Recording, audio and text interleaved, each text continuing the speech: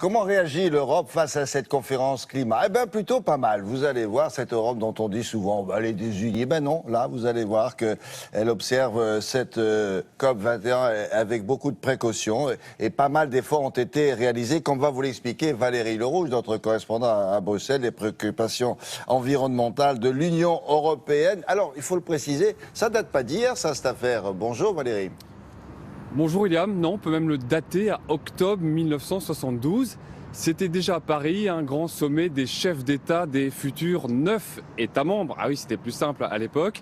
Et déjà, il y a un paragraphe dans la conclusion finale qui fait état et qui privilégie la protection de l'environnement. Et 40 ans plus tard, eh bien, regardez, c'est affiché sur la façade de la commission Tous Unis pour le climat. Et honnêtement, sur ce thème-là, en tout cas, eh bien, l'Europe n'a pas trop à rougir. Il y a eu de nombreuses actions concrètes de mener. Et sur l'objectif de réduction des gaz à effet de serre, eh bien, on est même en avance. L'objectif, c'était moins 20% de gaz d'ici à 2020.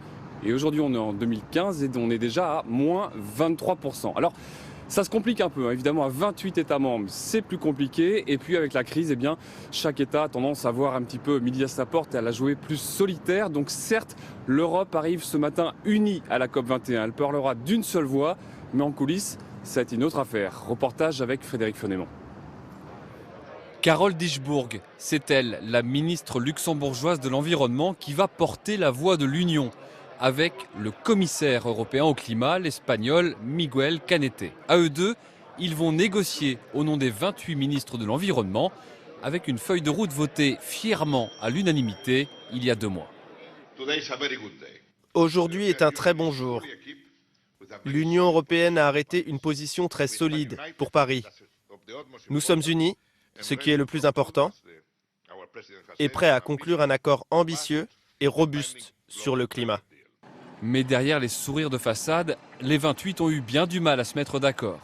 Entre la Pologne ou la Slovaquie qui défendent jalousement leurs mines de charbon et le Royaume-Uni qui est le pays qui a fait le plus d'efforts de réduction de gaz de carbone, les 28 affichaient des objectifs différents. Au final, l'Union propose de réduire ses gaz à effet de serre de 40% d'ici à 2030 et de 50% en 2050 par rapport au niveau de 1990, des niveaux qui manquent d'ambition selon les écologistes européens. On est assez critique. On pense que les objectifs auraient dû être plus forts et qu'il faudra les relever pour que l'Union prenne sa juste part de l'effort mondial. Mais c'est un début. Au-delà des chiffres, les Européens vont surtout batailler pendant la COP21 pour que les mesures prises soient contraignantes, n'en déplaise aux Américains. Bon, on l'a vu, c'est assez compliqué, mais là, bon, on arrive à un résultat à 28. Mais alors, juste un mot pour terminer, Valérie, avec la situation en Belgique, il paraît que les Belges n'arrivent pas à se mettre d'accord avec eux-mêmes. C'est un peu compliqué, expliquez. Eh bien oui, parce qu'ici, il n'y a pas un ministre dans l'environnement, mais 4 ministres de l'Environnement, un au niveau fédéral, un pour la région Wallonie, pour la région Flandre et un pour Bruxelles-Capitale. Et ces 4-là eh bien, bataillent depuis plusieurs années pour se répartir l'effort de réduction des gaz à effet de serre. Ils se renvoient évidemment la balle et il n'y a toujours pas d'accord. Il y a eu une négociation encore hier après-midi, mieux vaut tard que jamais. Il y a un pré-accord qui doit maintenant être négocié par les différents parlements. Alors peut-être que d'ici la fin de la COP21, eh bien, les Belges seront d'accord avec eux-mêmes. En tout cas, ils prennent plutôt ça avec le sourire, même si évidemment c'est pas très glorieux pour arriver ce matin à Paris pour cette COP21.